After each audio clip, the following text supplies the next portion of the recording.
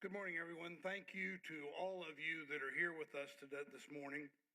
I'm Austin Mayor Kirk Watson, and please let's begin today with a moment of silence for Amy, Jennifer, Sarah, and Eliza, and for their dear families.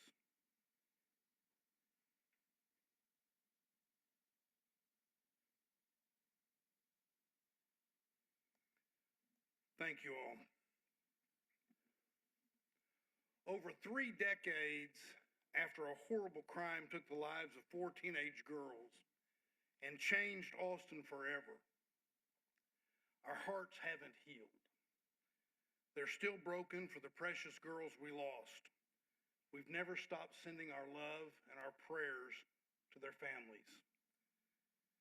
As all of you know, the Austin police have announced that a significant breakthrough has been made in the yogurt shop murder case. The detectives today will outline the timeline and process of their investigation. Their investigation is thorough and relies on technology that was not available back then. This day has been a long time coming. More than a quarter century ago, in a circumstance much like this today, I said that Austin lost its innocence the night those young souls became victims. Today, we have some closure. We are different people in a different city. Time has passed. We have endured more, have been disappointed, and have felt defeated and devastated. But today, with the resilience needed to endure something this painful, recognizing the scars, the suffering, and while there's no change to the horror, no wiping away any of the wrongs, no diminishing the grief, we can finally express a deep sigh, a release that comes from knowing. Thanks to advancements in science, thanks to the relentlessness of our committed detectives who have lived and breathed this case for decades, thanks to the support of Austin Forensics, and thanks to an unwavering commitment by the City of Austin, today, finally, we have an answer.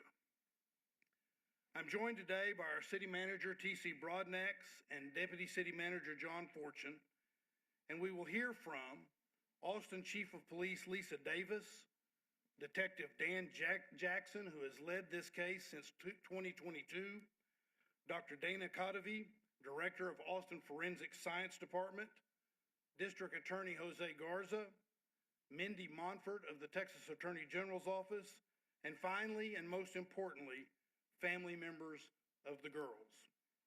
Chief Davis.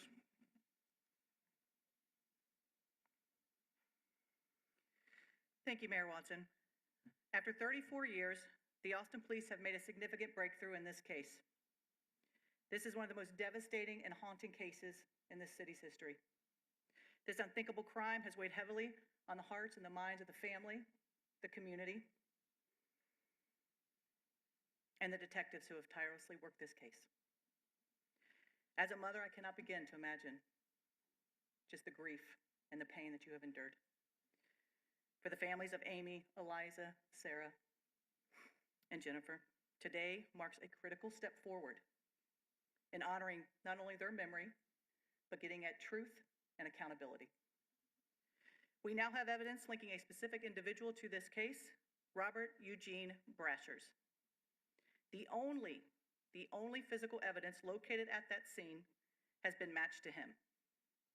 Brashers died by suicide in 1999 after a standoff with police in Missouri. And his DNA has since been, and before this connection, he has been connected to murders and rapes across the country. I am grateful for the advancements in science and technology that have allowed us to uncover this critical evidence, identify Robert Eugene Brashers, and move closer to delivering long-awaited answers for the family and our community. While this is a major step, many questions remain. Our work is not over. The Austin Police will continue to work closely with the State Attorney General's Office, Travis County District Attorney's Office, the Forensic Science Director, Dr. Cotovy, and other partners to ensure this case continues to move forward responsibly and with integrity. I want to thank the men and women who have given countless hours across decades to this case. They have kept this case alive and in the memories of many here in Austin. Their commitment demonstrates the will to never give up and what it means to seek justice and to seek truth. And their work will have a ripple effect across this country when they assist with other investigations. At this time, I'd like to introduce Detective Dan Jackson, the lead investigator of this case. Dan, as the mayor said, started this case in 2022, and we are here today because of the work Dan has done on this case. Dan will now walk us through a timeline on the investigation. Thank you.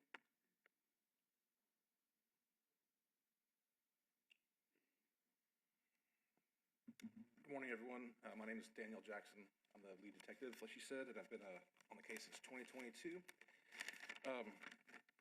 Before we get started, this case wouldn't be where it is today if there wasn't some recognition to everyone who helped me from different agencies across the country. So when I name you, if you wouldn't mind standing up so everyone could appreciate the work you've done over the last few years.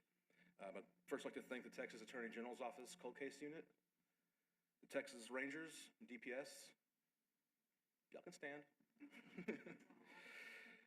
DNA Labs International, Signature Science, and our case management staff at our forensic division, the ATF, Missouri State Police,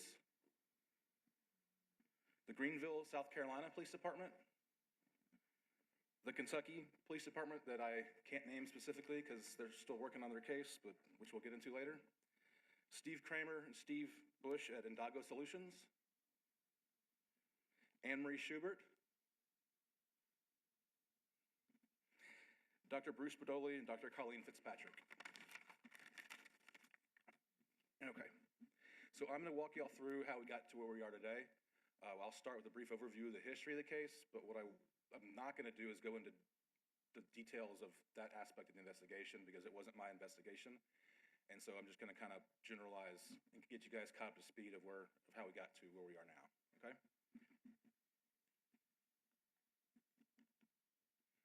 So just sort of a historical picture of what this looked like in the days after the yogurt shop caught on fire.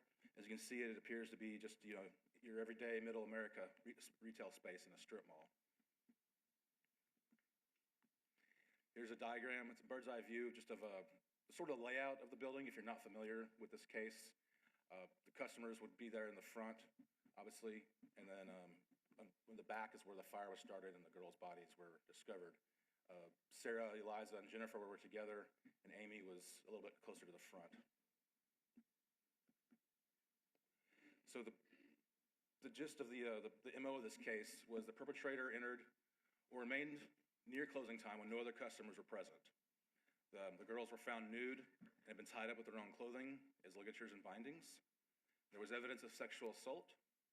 All four had been shot in the head with a .22 caliber pistol, and Amy was also shot with a .380 pistol. And then the building was set on fire before the suspect left the scene. Remember, this is 1991. This is not 2025, so DNA technology is primitive at best, okay? But the detectives back then had the foresight to go ahead and collect what evidence they could and had swabs taken for possibly DNA testing or some sort of testing that maybe in the future. They did it both at the scene and at the autopsies, which turned out to really help us with the amount of DNA we were able to get later. Some of the only really physical evidence that was recovered was a spent .380 shell casing that was located in the floor drain. There were no .22 caliber casings recovered. And the fire and then the water from the fire department basically destroyed pretty much anything else that you were going to try to collect or try to process as crime scene. Back then, they got thousands and thousands of tips that came in, a lot of, quote, confessions from different people, but it led to nowhere and no arrests were ever made. There was one confession from a juvenile named Maurice Pierce. 8 days after the murders, Pierce was at North Cross Mall, which is down the street from the yogurt shop, and he's with his friend named Forrest Welburn. He was carrying a .22 pistol in his waistband.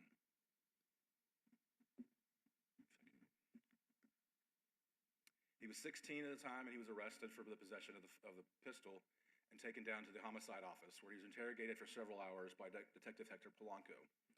At the end of it, he confessed, and the next morning he spoke to the lead detective, Detective John Jones, as well.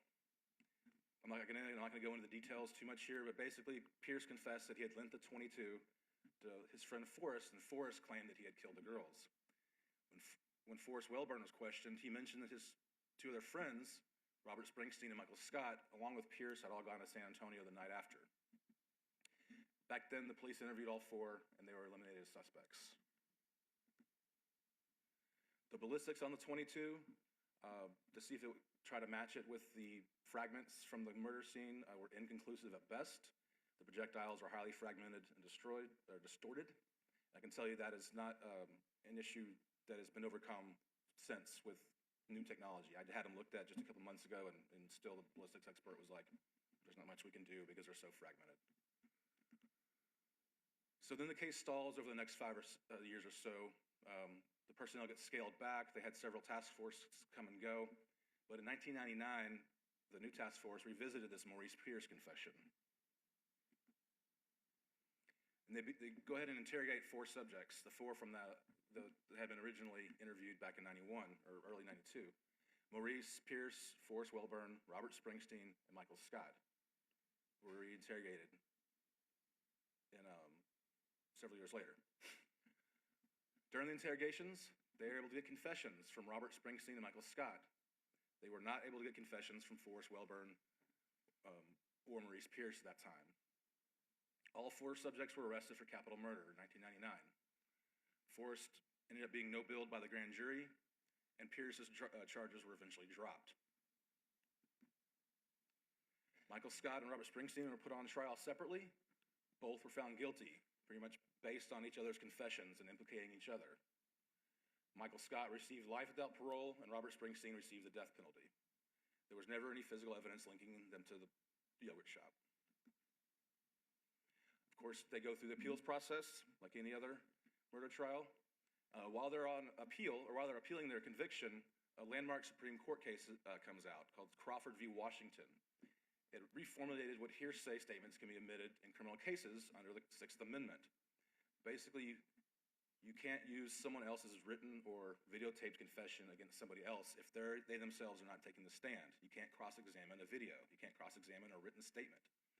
And then so that's what was used in their trials. The Texas Court of Criminal Appeal granted them a new trial for Springsteen and Scott. So in preparation for the new trial, the district attorney's office and the police department decided they needed to get some physical evidence to link them to the crime. By this time, DNA had come a long way, and we had a new technology called YSTR, YSTR testing.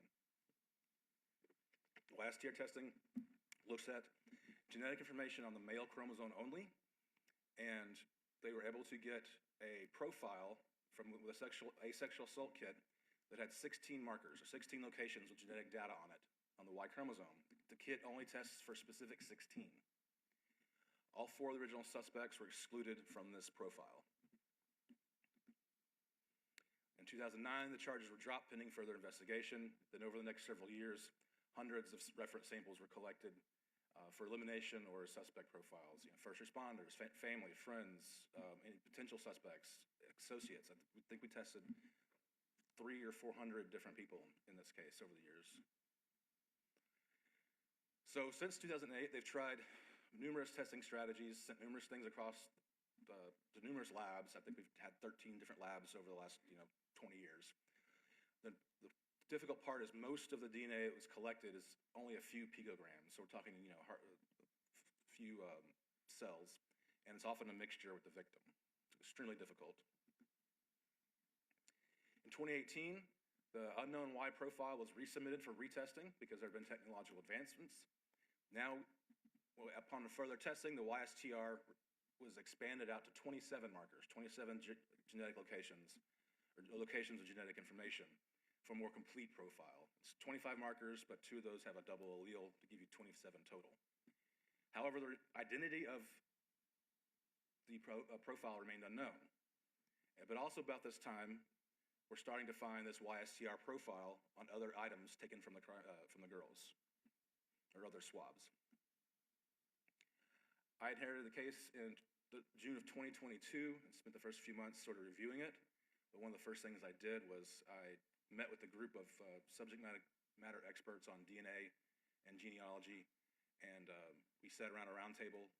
They were having, some of them are here today, and they were here for a conference, so I was able to get them all in one room together. And we sort of went through the evidence. I wanted to know what I had and what I could do with it. And we kind of came up with a tiered system of best to worst things that we might be able to do something with. And that's where this all kind of hatched. Several items were tested, and we didn't have a whole lot of luck. But fast forward to late June of 2025. I was researching the spent 380 casing that was found on the floor drain to see where it was now and what we could maybe do with it, if anything, and just researching the chain of custody. I don't know what made me go down that rabbit hole that morning, but I did, and I'm glad I did. What I found was that it had not been submitted into the NIBIN system in many years. NIBIN is the National Integrated Ballistic Information Network. It's kind of like CODIS for shell casings. You can put it in there, and it'll tell you if it's linked to other shell casings and other crimes. It had been put in there a couple times, but it had been a long time. So I spoke with the ATF guys here. A couple of them are here. Jonathan, you're here. And I asked him about it, and he said, well, whether it's in there or not, if it had been many years, resubmit it, because the software has gotten so much better. I mean, we're talking like 3D stuff now. So go ahead and do it. It's not going to hurt. And of note, and this is important later, the original ballistics report said that in all probability, the weapon used from that 380 projectile was limited to an AMT brand backup model 380 handgun that was used to kill Amy. So that's important later. The morning of July 2nd, the ATF sent the 380 cartridge, and that afternoon, I was notified of a hit out of Kentucky, an unsolved murder out of Kentucky. So I can't name the name of the city. They haven't done their press release yet, but they know who they are, and they did a fantastic job. But myself, a couple others from the cold case unit, and Mindy Monford from the AG's office, we flew up to Kentucky to review our cases with their detectives. And the murders did share similar details. Can't go into those. But in the preliminary NIBIN results indicate a presumptive positive correlation between the two casings, indicating the same gun was used in Yogurt Shop as it was several years. I'm not going to even tell you the date. Oh, it's up there, 98. So all the way to 1998. So when we traveled up there to Kentucky. I took the casing with me so we could do a one-to-one by a tool mark examiner for definitive comparison as required, just like if fingerprints and DNA, you still have to do the one-to-one to get it definitive. Results are pending. We should have those this week, but NIBIN has a crazy high accuracy record, and it's also gets peer reviewed before we even send it, so it's in all likelihood. But aside from the MO and the NIBIN hit, there were no obvious links between the two cases.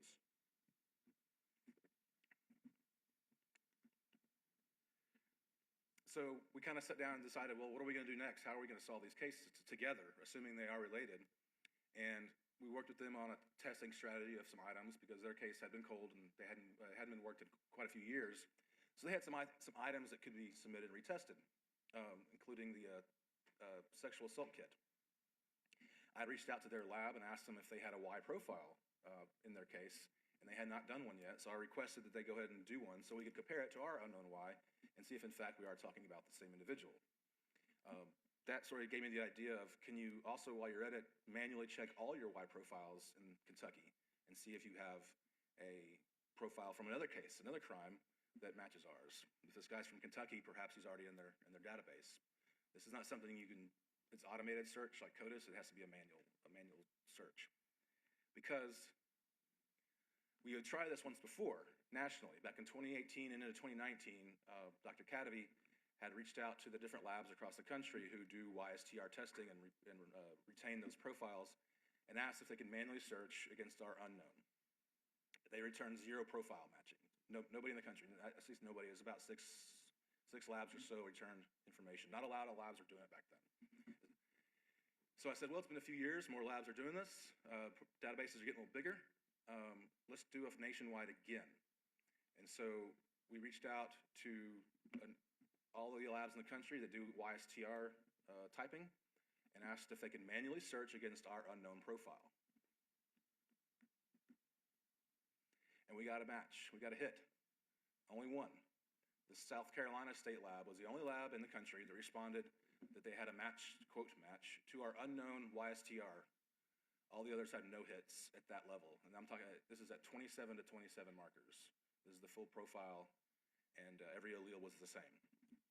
So it took us a couple of weeks. The results were reviewed for accuracy, and their legal department reviewed it. There was like the longest 2 weeks because we knew we had somebody, but they wouldn't tell us, so it was a long 2 weeks. The reason it took 2 weeks to review, I found out later, is because they wanted to make sure they were doing it right, because I was the first person to ever ask them for this. Nobody had requested a manual search against their database before, so they wanted to make sure that legally they were on the right footing and that there was no quality assurance issues. So on August 22nd, they sent me the information, and it was from a sexual assault and murder from 1990 out of Greenville, South Carolina.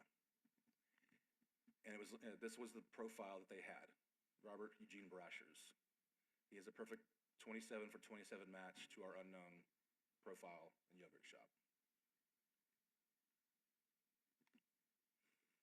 I got on the phone with Greenville, South Carolina immediately, and we started conversations about our different cases, how they similar. And one of the things he said to me was, he said, he didn't know anything about the case. He didn't know what it was. And he said, your victims, were they bound with their own clothing? And the hair stood on the back of my neck. And I knew we were maybe getting somewhere finally with this case. And so I asked for some biological evidence to be sent to me so we could do a one-to-one comparison on the Y, and also to have population statistics done by Signature Science to see how rare this particular Y profile might be. Not all Ys are created equal. So this particular Y profile is very rare. They'd never really seen it before, and their population statistics estimated that it's only 0.12% of the US population. So now we're getting somewhere that, we're building a case here that this is Brashers, but still 0.12%, we need to be at 100%, but we're getting there. He's starting to look better and better. Just real quickly, Mr. Brashers was arrested on December 12th, 1985, pled this second-degree homicide and aggravated battery. This is in Florida, where he made unwanted sexual advances towards a woman. She tried to leave, and he shot her multiple times. Thankfully, she survived and was able to give a description. He was arrested later that night. He was sentenced to 12 years in prison. However, he only did about 4, and was granted parole in May of 1989.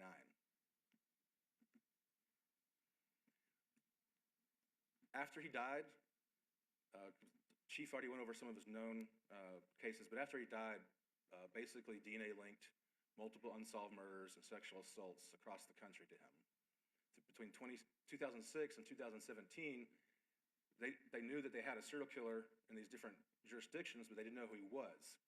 It wasn't until 2018, the very sort of infancy of genetic genealogy, that these detectives, some of them who are here today, got together and collaborated on how are we going to identify this guy. So they thought about doing genealogy, and they used Parabon Labs to send his DNA and build a profile, and then look for any relatives in the genealogical database. They found some distant relatives and sort of triangulated and sort of kind of built his family tree, and they said, this Brashers guy's got a violent history. You should probably get reference samples to see if it's him. So they reached out to his family. They were able to get a reference sample. The DNA showed this, yes, this is a close relative, probably a brother. So at that point, they got a judge's order to have him exhumed out of Arkansas, and they retrieved biological evidence from the body to develop a profile for CODIS. And in 2018, that DNA testing confirmed that all of those unsolved up there were all from Mr. Robert Brashers.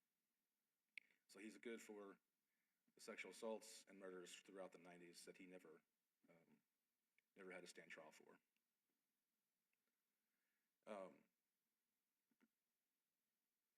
So talking with the detectives, they told me how he had multiple, and we found this out too, but that he had multiple fake IDs. The guy even faked his own obituary and put it in the newspaper to establish a new identity. Although then he was named as a groomsman in a wedding a few weeks later, so it didn't really work out for him. But he had multiple aliases, combination family names. He had known criminal history in multiple states. And according to his daughter, she was interviewed years later after this all came out, and she said, yeah, well, he would travel for work and was gone weeks at a time. That she didn't think about it back then as a child, but looking back, it was kind of odd. And her mom would ask her to call the dad by a different name at times. So we start researching this guy on our end. How is he related to our case? I'm gonna take you back to December 6, 1991. The yogurt shop murders occurs about 11 p.m. We start researching Brasher's, figure out what he's doing around this time, where he's at. December 8th, 1991, less than 48 hours after Yogurt Shop, Robert Brasher's is stopped at a Border Patrol checkpoint going westbound on I-10 between El Paso and Las Cruces.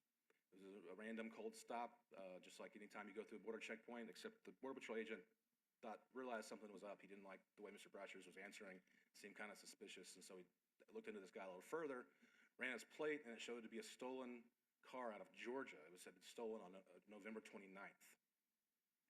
During this interaction, he was also in possession of a .380 pistol. That .380 pistol was an AMT backup model, that serial number, the A75213. This is the same make and model identified by ballistics as the weapon used in the yogurt shop. He actually did evade from there. He was able to get back into his truck and drive down about a mile, but then he stopped and gave up. We believe he probably threw out any other evidence he may have had from the yogurt shop, possibly the .22, because it was very dark out there. There's no artificial light. So he's charged with auto theft and felon possession. It goes federal. He does about 4 years. However, at some point, the gun is released back to his father, which is not an easy thing to do. You got to jump through a bunch of hoops to get your gun back after a crime. But it is released to his father because Brasher's really wanted that gun back. His YSTR has been found in the following 3 places. This is 3 sexual assault kits of those young girls. There are limitations to YSTR. While this guy looks good, we're building a case, there are some limitations. It only looks at markers found on the male chromosome, so if you ever had a female suspect, you're out of luck. It's not necessarily unique to one individual, like autosomal STRs used in CODIS. STRs are passed down paternally.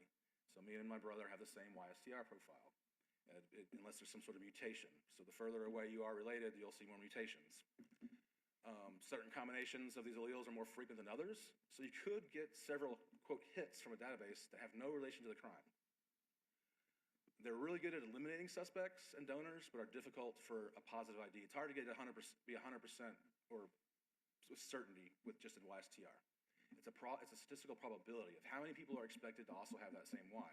In this case, we know Mr. Brasher's had a unique Y at 0.1% of the population. So September 15th, we took additional items to DNA Labs International, and we're trying to figure out how to get from, we're pretty sure it's him, to we know it's him. Now, these items have been previously tested in years past, and while they were screened for male DNA, they were very, very low quant and very fragmented and degraded. So they were preserved. Maybe someday we could do something with this, but we can't today. We would just be wasting the DNA because we don't think we're ever going to be able to get enough DNA for a CODIS upload. There's just not enough quality or quantity to meet the threshold that CODIS requires to search. So you would just be consuming DNA for no reason. So we decided, well, now we've got a different testing strategy. We don't necessarily need to upload to search. We just need enough DNA to compare. And those are 2 different thresholds. So we need enough STR markers to do a direct comparison from our crime scene to Robert Brasher's. So we identified some items that could be done, that possibly, and this was going to be it. We were pushing all of our chips on the table with this. This was going to be the last shot effort with some of this DNA. But we were pretty confident with the technology and the circumstances that this was going to be pay dirt. One of the things we retested was Amy's fingernail clippings from the autopsy. They were able to get quite a bit of STR product DNA out of Amy's fingernail clippings, and it was directly compared to Brasher's profile, and it matched so that it's 2.5 million to 1 that it's likely Robert Brasher's underneath Amy's fingernails than it is to an unknown individual. On September 22nd, DNA from Kentucky murder was directly compared to Brasher's, and at this point, he cannot be excluded. Final report is pending. They've got their DNA, but they got to do a little more work on it. But as at this point, it appears to be him, and our ballistics report is still pending. So just a bit about his MO. Because there's questions about how the yogurt shop could be one person with multiple guns. He was known to carry multiple weapons. We have that documented in other cases. He's known to tie his victims, sometimes with their own clothing. He's known to sexually assault young female victims when given the opportunity. He often shot the victim in the head, and in Kentucky we know it was the same gun in similar details to yogurt shop, and now similar DNA. At this point, there's no physical evidence that links Springsteen, Scott, Pierce, or Wellborn to the yogurt shop crime scene. There's no evidence that connects the previous 4 suspects with Robert and Jean Brasher's either. The surviving victims of Brasher's violence always reported he was alone when he acted. He never was known to have an accomplice. And we have a documented case, because they survived, where he was able to do a home invasion. He controlled 4 women alone, tied them up, and sexually assaulted one of them in 1997 in Memphis. So that's something he is able to do, is 4. In 1999, after standoff with police, he had 2 guns during then, but he chose actually the lesser powerful one of the 2 to kill himself with. He used an AMT 380 model backup pistol with serial number A75213 that he was stopped with 2 days after yogurt shop. Same gun. Now, I just want to reiterate that this is a combination of technology, good police work from multiple agencies in cooperation, and timing. Because, for example, the Kentucky case, they didn't resubmit their knife and shell casing until last year. So this is something that could not have happened until 2025. And I'm sorry that it took 30, 40 years for us to get here. But we're here now, and Amy's final moments on this earth were to solve this case for us. It's because of her fighting back. So, thank you.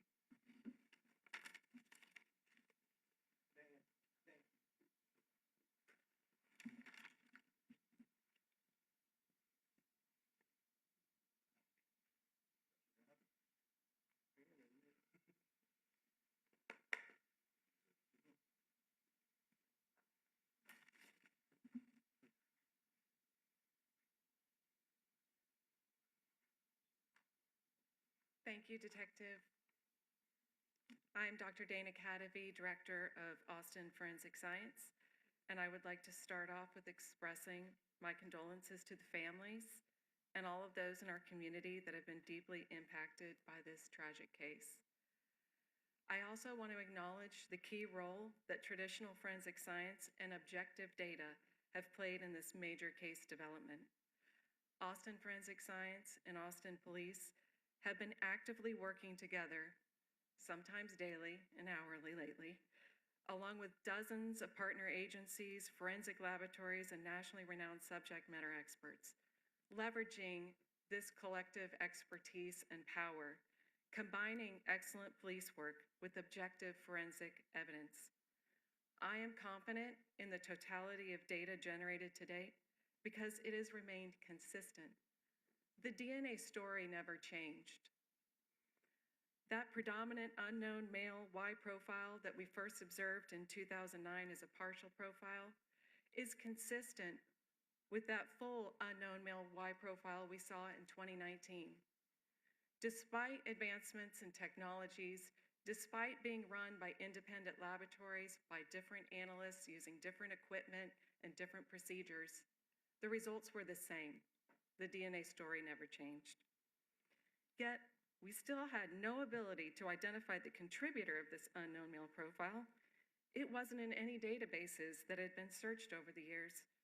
It wasn't until very recently when the South Carolina State Lab solved one of their own cold cases and entered their suspect's profile into the database that we had a hit to our unknown male subject.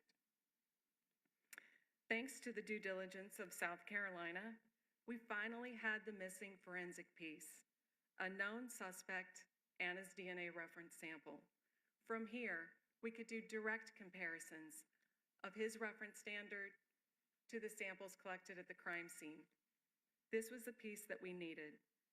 With these direct comparisons complete, we now have the data to indicate, with very strong statistical support, that Robert Brashers was indeed the contributor to intimate victim samples collected from the yogurt shop crime scene. Given the totality, the consistency, and the strength of these data, I am confident in the update that we're providing to you today. I want to thank you and introduce District Attorney Jose Garza.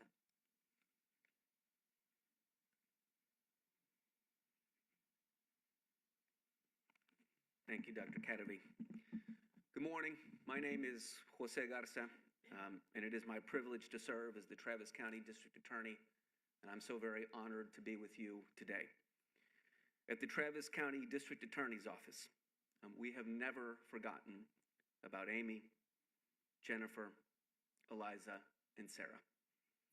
Our hearts will always be broken for you. To all of the family and friends who have loved and grieved for Amy, Jennifer, Eliza, and Sarah, we know that there is no way to make right what happened to them. We are committed to supporting you in any way that we can during this time. I also want to take a moment to thank the Austin Police Department and Attorney General's cold case units, along with the forensic and analysts who have worked on this case. As you have heard in great detail, they never gave up. The cold case teams relentlessly followed the facts and the evidence, along with help from law enforcement agencies across the country, and they, all of them collectively, are why we are here today. And we have a responsibility to remember the path that we walked to get here. In October of 1999, Michael Scott, Robert Springsteen, Forrest Wellborn, and Maurice Pierce, who were all between the ages of 15 and 17 at the time of the crime, were arrested for the murders. There was no physical evidence tying them to the crime. Mr. Scott confessed after an 18-hour interrogation. Mr. Springsteen confessed after a 5-hour interrogation, and both confessions implicated the other two boys. Both later recanted their confessions and said they were false and coerced. In 2001 and in 2002, Mr. Scott and Mr. Springsteen were convicted of capital murder. Mr. Scott was sentenced to life in prison, and Mr. Springsteen was sentenced to death. Mr. Pierce's case was dismissed in 2003 for lack of evidence, and he was released after spending 3 years incarcerated.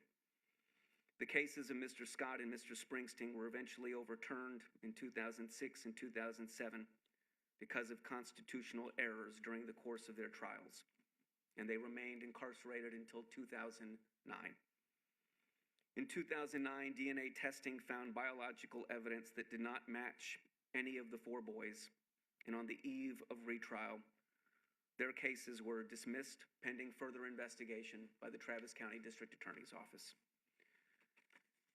I want to be clear. The District Attorney's Office learned about the results of this investigation less than a week ago, and the families learned about these results even more recently. We are so incredibly grateful for this investigation, and we still have work to do to review the findings of that investigation. I also want to be clear that the Austin Police Department's investigation is ongoing. As we stand here today, there are still investigative steps that are underway. That being said, the overwhelming weight of the evidence points to the guilt of 1 man and to the innocence of 4. The evidence points to the guilt of Robert Eugene Brashers and to the innocence of Maurice Pierce, Michael Scott, Robert Springsteen IV, and Forrest Wellborn. If the conclusions of that investigation are confirmed, the Travis County District Attorney's Office will take responsibility for our role in prosecuting these men, in sending 1 to death row and 1 to serve life in prison. If the conclusions of APD's investigation are confirmed, as it appears that they will be, I will say I am sorry, though I know that that will never be enough. We will take any necessary steps to ensure that they can move forward with their lives. So much time has passed, but it is never too late for justice. And the families of Amy, Jennifer, Eliza, and Sarah so deserve justice.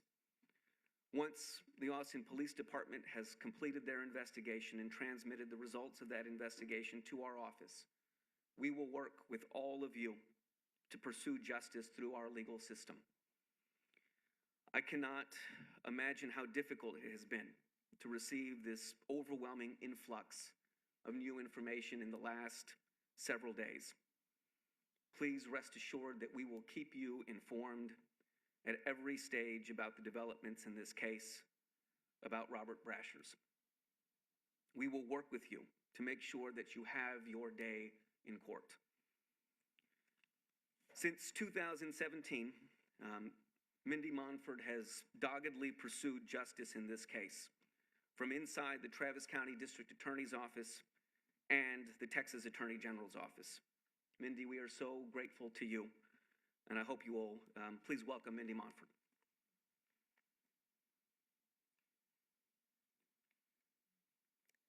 Thank you, Mr. Garza.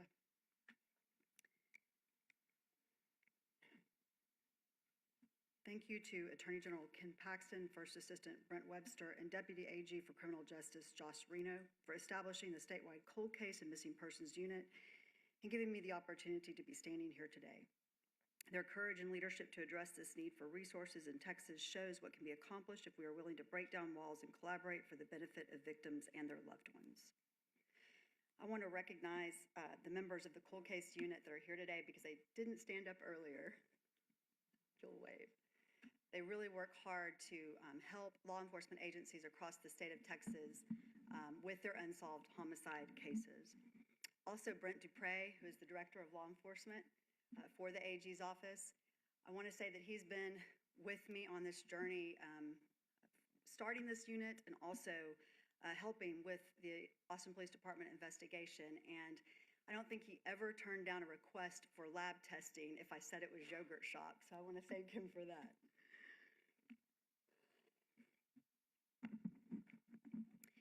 In 2017, I was called into one of my first meetings as the first assistant district attorney with then Travis County District Attorney Margaret Moore. It was to meet with Bob and Pam Ayers and Sean and Angie Ayers, family of Amy Ayers. She had been tragically murdered in the yogurt shop murders, and I remembered the case well since I'd lived in Austin since 1976 and grown up in Northwest Hills near the yogurt shop. The intent of the meeting was to tell us to never stop looking into the case and please continue the investigation no matter the expense. We assured the heirs that money would never be an object to get to the truth, and DA Moore assigned the case directly to me and explained it would be one of our top priorities. Bob Ayers and I had a little laugh the other day as we both recalled the tears in my eyes as we left the meeting that day. I was trying to think maybe he didn't see me crying that day, but he called me out the other day. I was so incredibly honored and humbled and proud to be entrusted with an important case such as this one. I promised the family that day I would never give up on this case. It would be one of the most memorable moments of my career until this past Friday when we met again with the families and we gave them the news about Robert Brashers. In 2021, with the help and inspiration of Angie and Sean Ayers, and with the backing of Attorney General Ken Paxton, the AG's Cold Case and Missing Persons Unit was created to support law enforcement agencies across the state with their unsolved homicide investigations. And I was given a new opportunity to work on unsolved cases around the state. I remember when Sean and Angie Ayers came to speak in support of the idea of creating a statewide unit. And they commented, the creation of this unit might not help our family, but if it helps other families, then this could be a pretty good thing. Sean and Angie, thanks to your selflessness, you've not only helped other families, but you helped your own. And I bet you didn't think when you said those words that day, we'd be standing here. In 2022, our unit began collaborating with the Austin Police Department on the yogurt shop murder case. And I found myself getting to work on this case again. Of course, I never really stopped. Since that time, we've worked hand in hand with APD. I've personally seen the hard work and dedication the department has devoted to this investigation. I realized recently there's been a little documentary series out there, and a lot of people are saying, oh, thank God APD has finally worked this case. As someone who has worked pretty much nonstop on this case with APD from 2017, I want to tell you there can be nothing farther from the truth. I have personally observed the Austin Police Department work on this case nonstop. They have never stopped following leads, testing evidence, and trying to seek the truth. We still have work to do on this case, and we will continue this journey with APD as long as it takes and as long as they will have us. And as a statewide cold case unit, we will continue to investigate potential unsolved cases that might be related to this suspect. I would urge law enforcement and the public to reach out to our office or the Austin Police Department if you believe you have information on Robert Brashers. His crimes involve similar circumstances, as Detective Jackson told you. And that slide he had on the modus operandi is very important. I hope that you will republish that as often as you can. He used ligatures to tie up his victims, often their clothing. He used a firearm, most often a .380 or a .22, with gunshot wounds to the head of his victims. He sexually assaulted his victims, often young girls, and sometimes, as we've seen, he set fire to the crime scenes. If you have information, we'll be posting tip lines for both our office, the cold case unit of the Attorney General's office, and the Austin Police Department. Robert Brashers died in 1999, and if you have any information about him that occurred prior to that time, it could be very helpful. And our tip line, you can remain anonymous.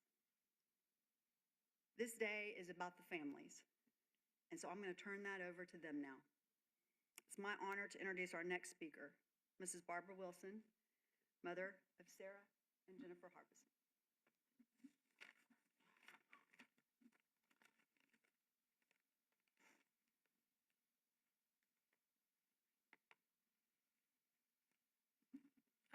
I'm really excited about being here.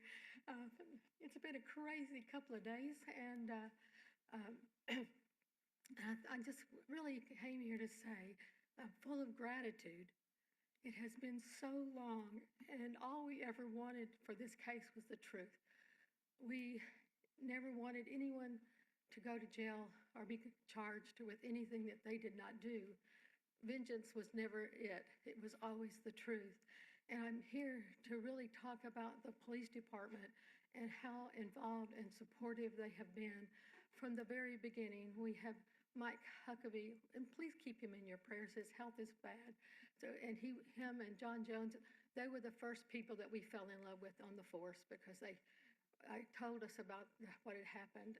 And starting with those guys 34 years ago, they were been in our lives and our families all of this time.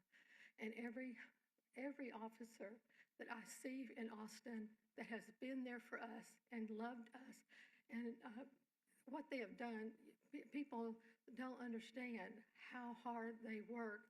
Everybody is concerned for the solving of the case. Everybody was concerned about all of us here because they know the tragedy was so painful and continues to be.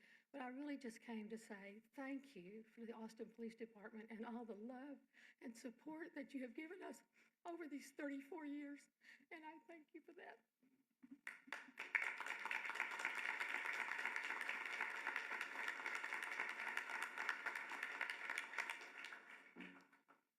And next up, we will have Sonora Thomas, sister to Eliza Thomas.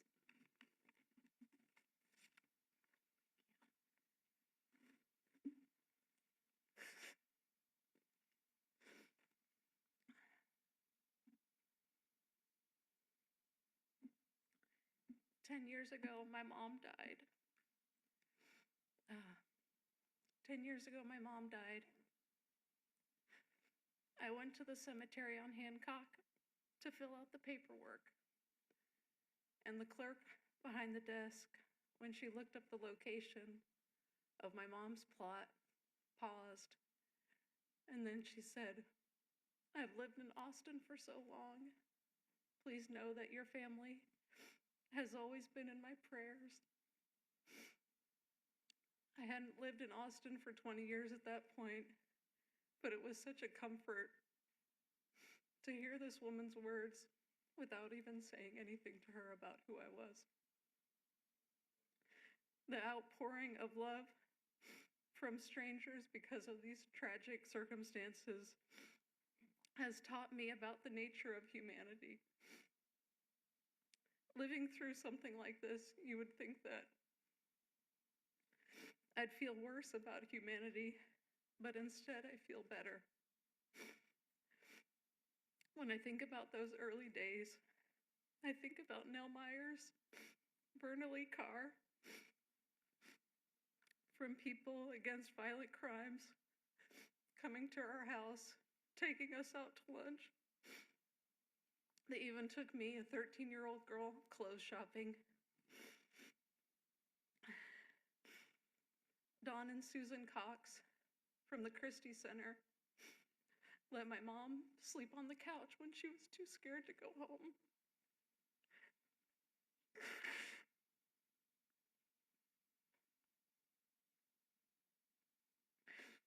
Then there was the memorial company that donated the headstone, and the Lanier student who played taps at the funeral, and John Jones, who was there from the very beginning, who still answers my phone calls. The million kindnesses that have been extended to me and my family have gotten us to this moment. Some of us. I think of my mom today, and I wish she were here. Our reality doesn't change after today. Our families are still too small, still missing an essential ingredient, and we are lesser for it. We have been robbed of a life with nieces and nephews and grandchildren, and with sisters to grow old with. This sort of mindless violence continues to steal from all of us. I don't yet know how this information is going to change my life, but what I learned about myself in the past 2 days is that my brain was split in two. One part of my brain has been screaming, "What happened to my sister?" And the other part kept repeating, "I will never know, I will die not knowing, and I have to be okay with that." On Saturday, those two parts of my brain started melting into each other. I realized how much energy I had used to keep them separate and to convince myself that I was okay not knowing.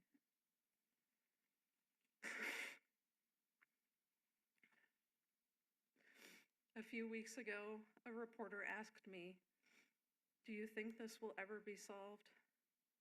And I didn't skip a beat. I said, "I can't think about that. I will lose my mind if I think about that. I have to focus on my work, helping my clients and my groups as a therapist. But now I can have both. I know now what happened, and that does ease my suffering. And I can continue to pass on all the kindnesses that have been shown to me over the decades, and hope that I can ease the suffering of others." Thank you so much.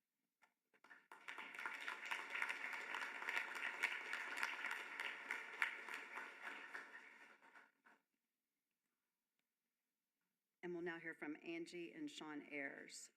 Sean is the brother of Amy Ayers, and Angie is the sister-in-law of Amy Ayers.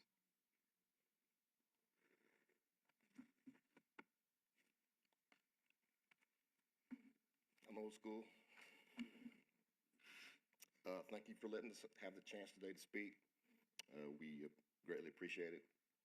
My name's Sean Ayers. I'm the son of Robert and Pam Ayers, Amy's big brother. I'd like to first thank God for giving us all the strength and perseverance for the last 34 years to finally have a little end to it. At one point, I had given up on God, but he never gave up on me, and I am thankful for that. Thank you for the persons that leaked information to the media. Thank you for the bombardment of texts and calls we got minutes after we found out from a face-to-face meeting with APD. Thanks for being responsible for some of the parents being called by media before they got the chance to have their face-to-face with APD. Thank you for forcing this press conference to be moved up, so we all had to rush to put our thoughts and words into a moment we've been waiting 34 years for. You should know better. This has to stop. Since I had to write this down last night on the drive down here, I apologize now if I leave anybody out. Detective Dan Jackson. To us, he's just Dan. One of the few detectives I've met during this journey that has no ego. A man that looks you in the eye with good or bad news. Hold on, I gotta put these on. A man that does what he says with no excuses. A man that treated the girls, the families, in this case with respect. A man that turned down multiple promotions to stay in the cold case unit and on this case. Please take some promotions now. You deserve it. He did his job, not for credit for himself. He did it for the answers, the justice, and a little peace for the people this case has touched. And boy, did he get it done. Thank you, Dan.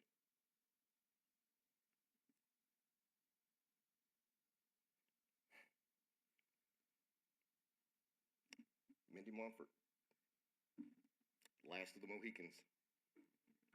Mindy has been there since the beginning. And yes, she told us face to face that she would never stop fighting and never stop helping us. Not surprising, she kept her word. We have laughed and cried together, but she never backed away from the fight and always gave us hope, not with her words, but with her actions. I hope that you have an idea of what you mean to us. Me and my family. The world needs more Mindy Montforts. Thank you, Mindy. Dan and Mindy thought outside the box, made some tough decisions, but they couldn't have done it alone. We still don't know everyone that has been involved this latest update. Thank you to every law enforcement officer from multiple local, state, and federal law enforcement agencies. Thank you to all the labs and their employees. Thank you to all the experts that had a hand in this. The result you see today is when you have an army of people working together to reach a common goal, not for themselves, but for the victims and their families. Thank you to all of you.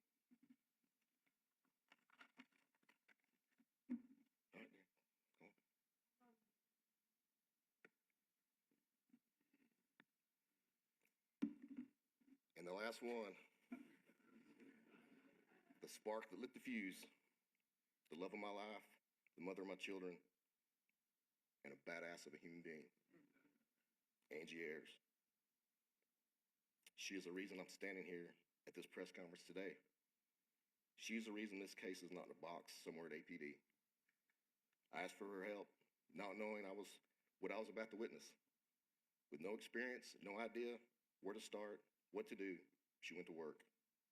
She started making phone calls to everyone that would listen, and the ones that didn't listen, she made them.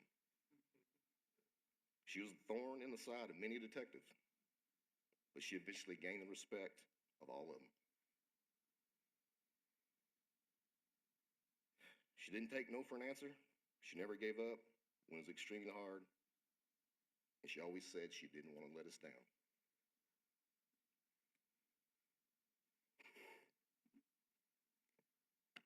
You never let us down. She's not a detective of any kind or legal counsel, but at this point, she could be a damn good one. I'm proud to be called her husband. I can say I never can repay her for what she has done. I'm gonna spend the rest of my life trying. I love you, and thank you. To everyone that's ever sent an encouraging word by card, text, email, or face-to-face, thank you. It means a lot. This day, I was never sure it was going to get here. This chapter will close soon, but we're just getting started. You will see.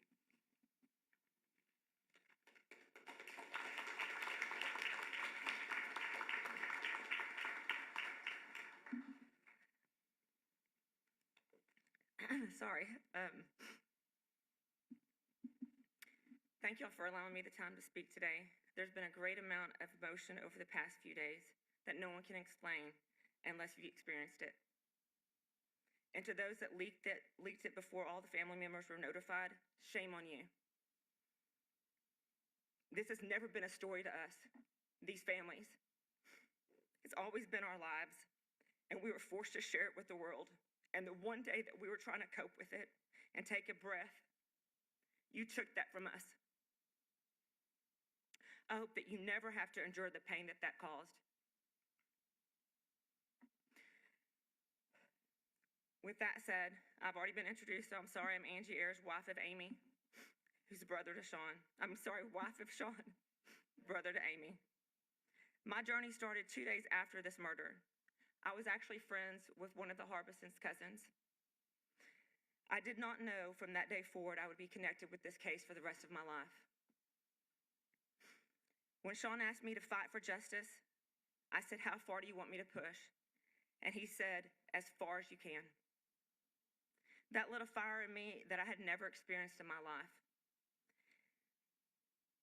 I have been here longer than most investigators involved. I've been here longer than the district attorneys, the prosecutors, and chief of police. I have been told no, to stand down, told to wait, be careful for what you ask for, and I'll let you know when it's deemed appropriate. But I've also got yeses, and those yeses helped start a cold case unit at the Attorney General's office. It also has helped make a federal bill for the families and victims. And I say this to all the other family victims out there. Keep going. You will get knocked down, but get back up with a vengeance. Do not take no when your gut is telling you to push. Do not give up. Fight for what is right, and most importantly, don't let them put your case back in a box. To the Austin community, the APD Cold Case Unit, and the hundreds of friends and families here, online, and watching, thank you for not forgetting the girls. Your cards and your messages have never gone unread, and they are a comfort to have. To all the people that have reached out, to those that have stood by us to give us advice and a shoulder to lean on when we needed it, thank you.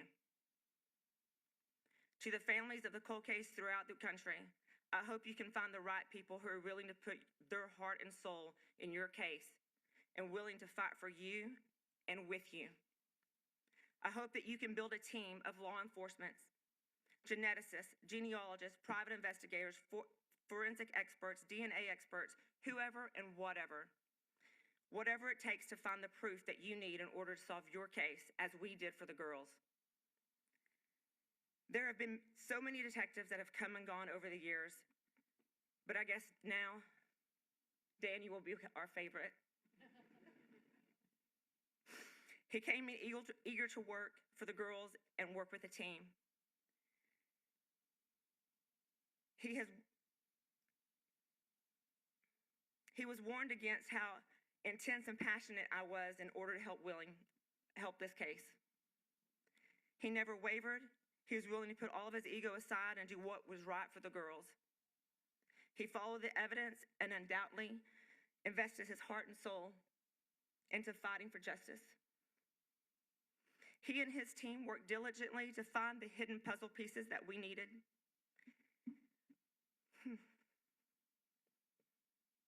Dan, what you have done for Sarah, Jennifer, Eliza, and Amy, there is absolutely no way that we can find the words. There is not a proper way to show our gratitude. All I can say right now is thank you. The other person in this room, I'm going to make this. She has been by our side the majority of the time. She has set the bar for cold case units and missing persons units in Texas, and together we will be forming a foundation to further advance law enforcement agencies and cold cases around the country. Mindy Montford, thank you. From our first meeting, she said she would never give up and would fight with us and would be there until she could deliver the news that the girls and the families deserved, and she did it. She has withstood the ups and the downs, the twists and turns, and the exhausted amount of text, emails, phone calls that I have sent throughout the years. Thank you for being a woman of your word. There is nothing that we can do to repay you for what you and all of the team has done for us. This has given so much hope to other families across the country. I hope that you hear me. To law enforcement far and near, please hear this. Open the cold case boxes, please. Put the evidence in the databases. Run the rape kits. Do not wait. Do it today. You could help ease someone's pain today. With the technology, we should be solving more cases. Let's quit letting murderers and habitual criminals out of prison. The justice system has failed the girls numerous times over the decades. This system has got to change. We have got to do better for the victims. I would like to ask President Trump for a conversation to help fix this broken system. I believe that you have the ability to help change it.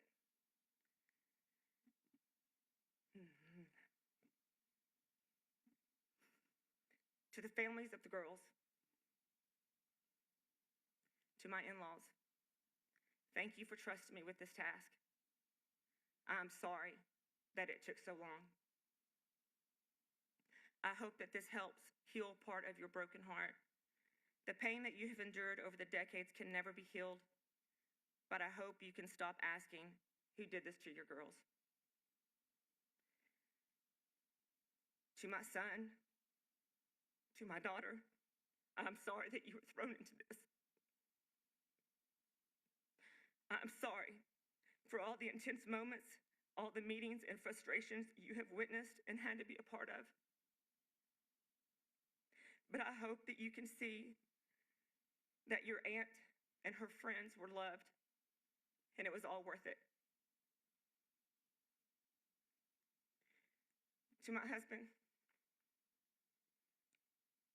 I'm sorry. I have seen you suffer in more ways than people will ever know. You've always been the strong and silent one, but sometimes in the silence, it's the one who's suffering the most. I'm glad I was able to keep my word. I was able to help you and our family find justice. I was never going to give up.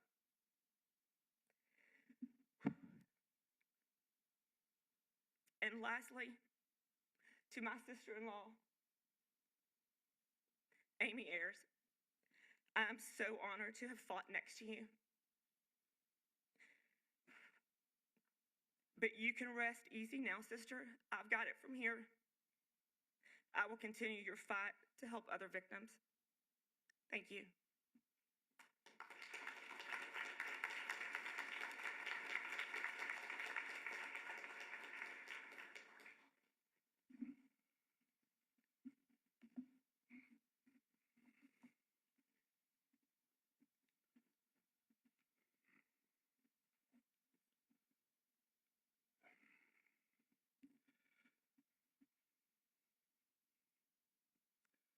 This case has always been defined by its victims, and the enduring pain is especially clear today.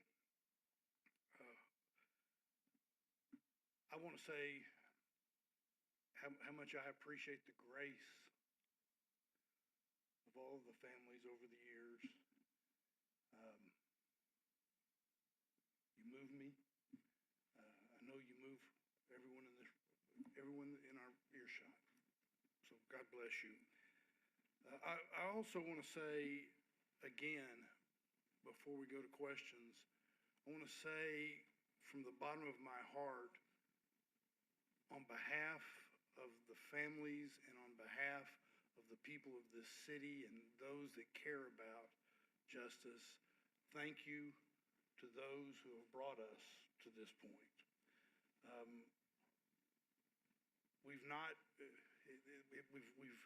We've treated today almost like we're in church, but I think it is appropriate for us to ask you to stand and recognize you for the valiant work that you've done on our behalf.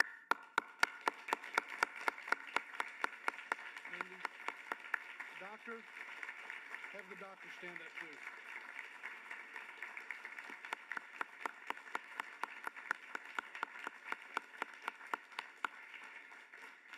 And on behalf of the City of Austin, I also want to say thank you to all of the law enforcement agencies and groups that have been helpful in this.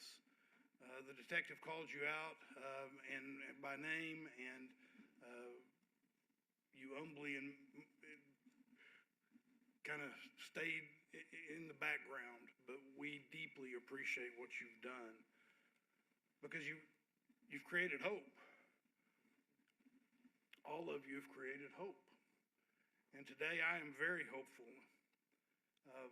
My hopefulness is that we can turn a page as a community and hopefully a final page.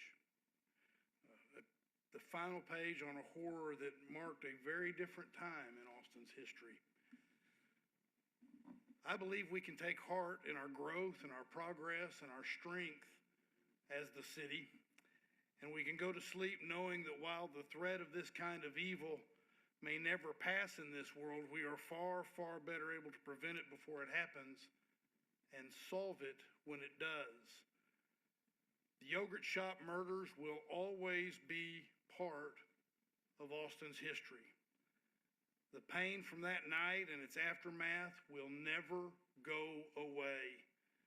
But with the knowledge we have now, we can share some peace.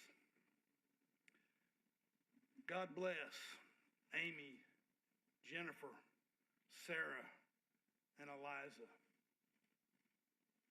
They will always be a part of our city's identity. God bless their families, and God bless Austin.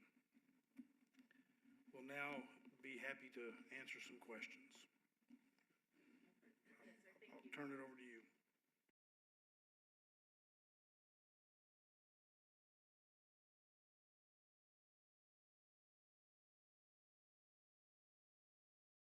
Thank you. We'll get started in just a second, opening the floor. I do want to remind everybody to please raise your hands and wait for me to call on you. If I don't know your name, I'll do my best to describe you and make eye contact as well. Please state your name and the media outlet you're with. There are microphones in the room that should capture your voices. And I'll do my best to get to everybody. Yes, Betty.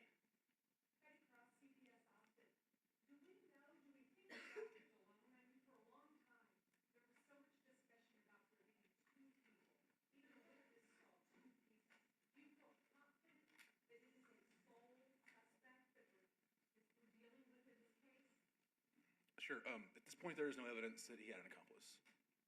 All of his crimes that we know of, he was alone in all of them, and he was able to accomplish things alone, similar to what he did in Yogurt Shop, but in other crimes as well. So we have no evidence at this point that he had somebody with him.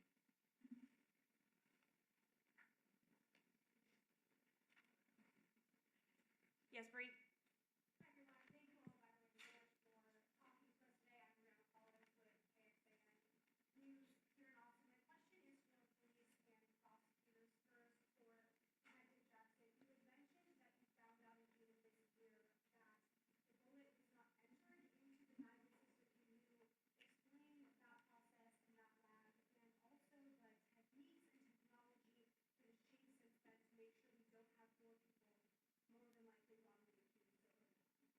So it had been entered at least twice before. It's just that it had been several years, and the software had just gotten a lot better over the last few years, so it was a resubmission.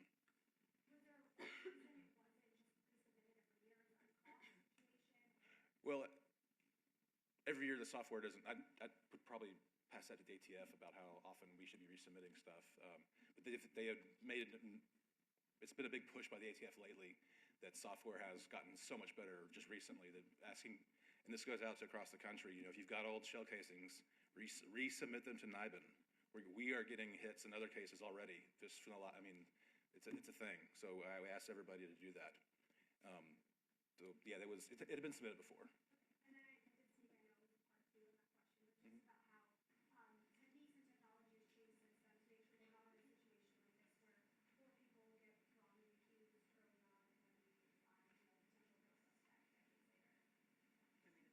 Sure. You're talking about confessions, Brianna? So I think I think about over the span of my career and the way that when you look at the way evidence has changed and through science and technology, so has using evidence-based practices to investigate a case. No cases are going to be closed solely based off of confession. We need other evidence for that. And so that has changed, and things have changed since then. We're going to go with Austin next, and then Rudy.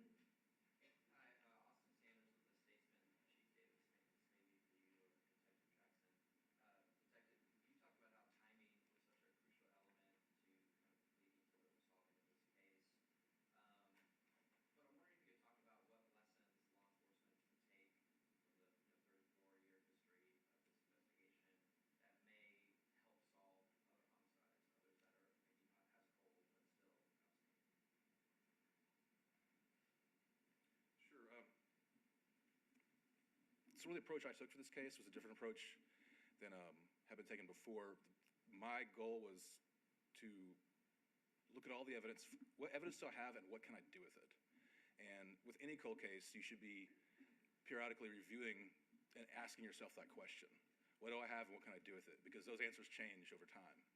And you don't want to do some, Hail Mary and end up like wasting DNA that you didn't have because there's some, junk science out there. But as technology gets better, you need to constantly reevaluate your cases and, go back into the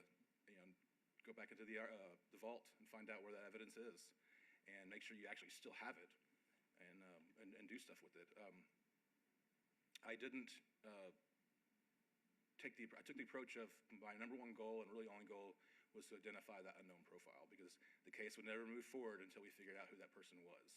And so that was my only priority with this case. And, I still had tips to track down. We still had people would call in and we still run those tips down, go interview people, get DNA. But really it was that unknown profile that we had to solve. I took the approach of I'm not going to listen to the confessions. I've never listened to them. I've never read them, the transcripts. And the first time I heard any footage from the confessions was the HBO documentary. That was my first exposure to them. Because my point of view is I don't know, but I'll go where the evidence leads me. And that should be the goal of every cold case detective. Rudy? Detective, don't go. Sorry. Rudy Krosky, Fox News here in Austin. Clarify for me, if you can, the link between Kentucky, South Carolina, and as a continuation of that question,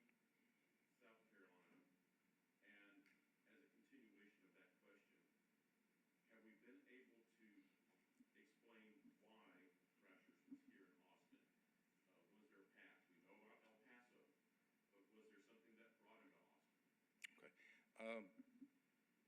I'll answer that part first. No, we don't know why he was in Austin. We have found no connection to Austin. Why he took this route, we may never know. I don't, this is not if you were going from, we know he was in Georgia on November 29th because he stole the truck there in Marietta, Georgia, and then he's in El Paso or Las Cruces. Austin's not the most direct route. So, if he'd taken the most direct route, he would actually skip around Las Cruces. He would go into northern New Mexico to whatever town out in Arizona his dad was at. But if you come through Austin, you have to go through that checkpoint to get in Las Cruces to get to Glendale. But why he was here, we're still searching for that answer. And what was the second question? I'm just trying to get the timeline again in regards to Kentucky and South Carolina. The South Carolina case was a solved cold case that identified Rashers? Yes, it occurred in 1990 and it was solved in 2018. But that's not how you got to South Carolina. You got there by going through Kentucky. It was Kentucky. Kentucky was a link initially through the shell casing, the ballistics. But then I got to South Carolina when we asked for a nationwide manual search of all the STR profiles that they had. And South Carolina had done one on Brashers from their sexual assault kit. And I'm sorry, one last question in regards to the shell casing. I've been in the APD lab and all that. What matched the gun? Was it the grooves on the shell casing? Was there a cut? And is it a positive match to the gun that you recovered? So we don't have the gun. It was lost in evidence in Missouri after the suicide. There's still hope that we can find either a shell casing from their evidence or they had entered it into NIVA and we're trying to track that actual hard data down. But we don't have the actual gun. We don't know where it went.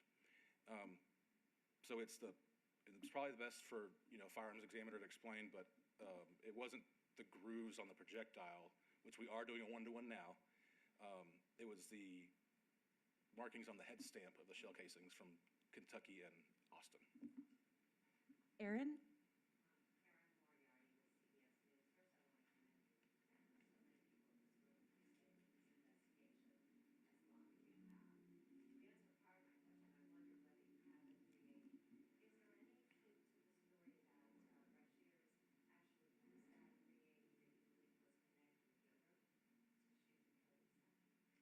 It's the same make and model. Because we don't have the gun, we'll probably, unless we get a shell casing, there will be no way to compare. So we know the gun he got stopped in on December 8th is the same gun that he killed himself with 8 years later. We know that because it's documented by serial number. And we know the gun 2 days before he got stopped at Yogurt Shop and the gun in Kentucky are the same gun. And they're all this is all same make and model AMT 380. So you could, deduce what gun this is. But until we actually have the gun to say 100%, probably. And there's no reason, it's all the same make and model, and why he would switch guns and go back to the old gun years later.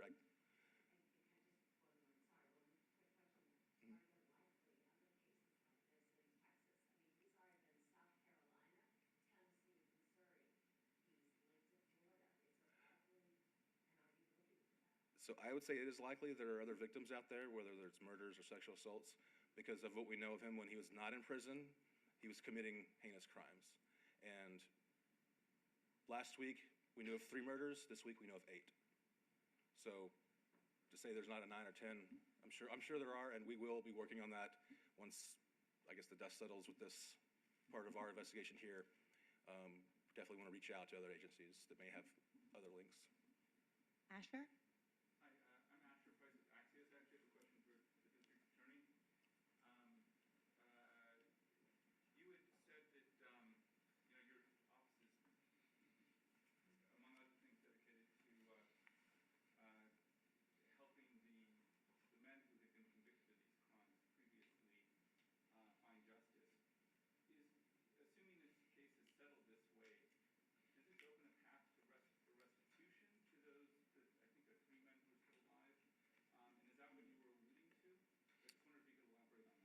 Yeah, again, I just want to reiterate a couple of points. One, that this case remains under investigation, that the Austin Police Department continues to work on it. The District Attorney's Office will eagerly await the conclusions of their investigation. If their conclusions remain as they are now, there will be processes that the District Attorney's Office will have an obligation to take that I think could lead to the outcome you suggested.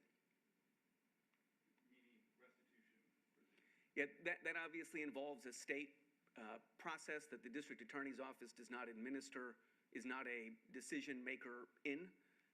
But I think that there are steps that the District Attorney's Office would take that may help in that process. Mm-hmm. We're going to go with Eva and then the young lady in the blue shirt after.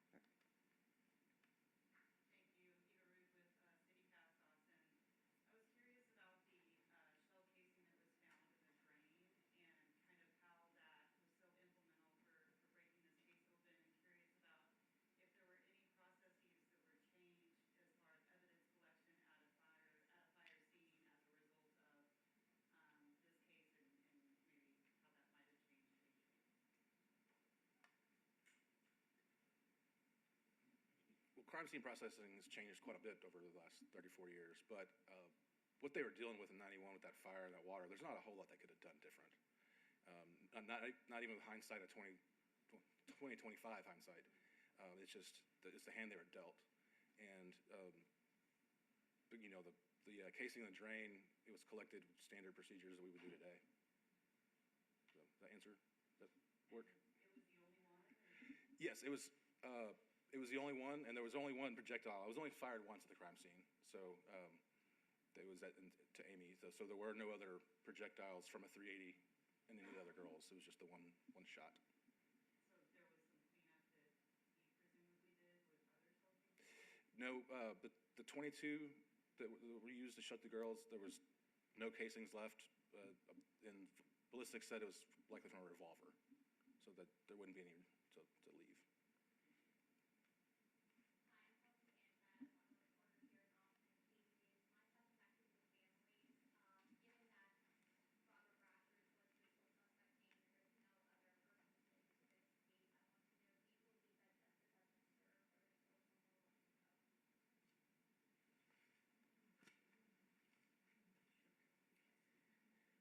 I would say, yeah, there's still work to do. I think right now we're all kind of still absorbing the news.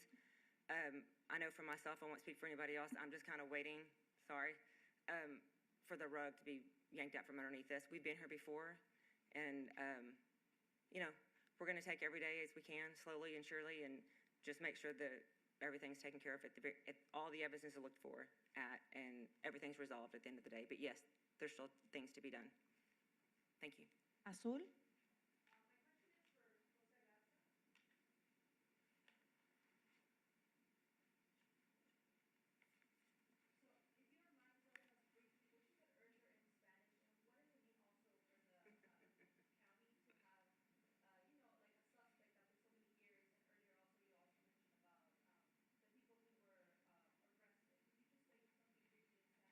My mother would be disappointed to hear me not be able to comply with your request. I'm happy to work with you to get you a statement in Spanish, but given the complexity of this issue, my Spanish just ain't that good. But tell me your second question. I apologize.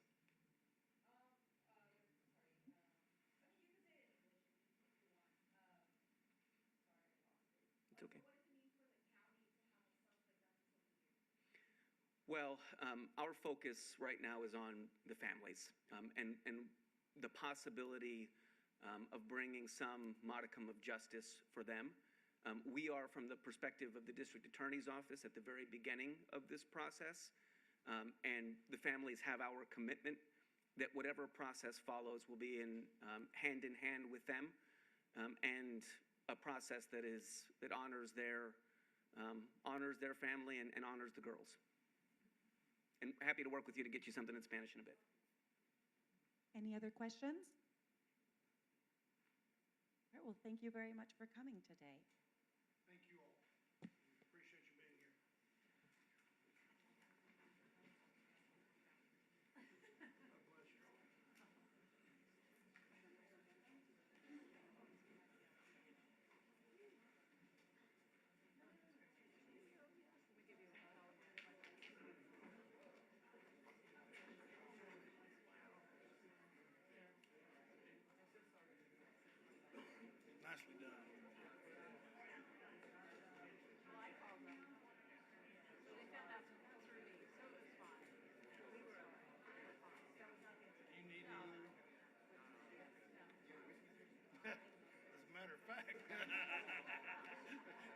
me twice.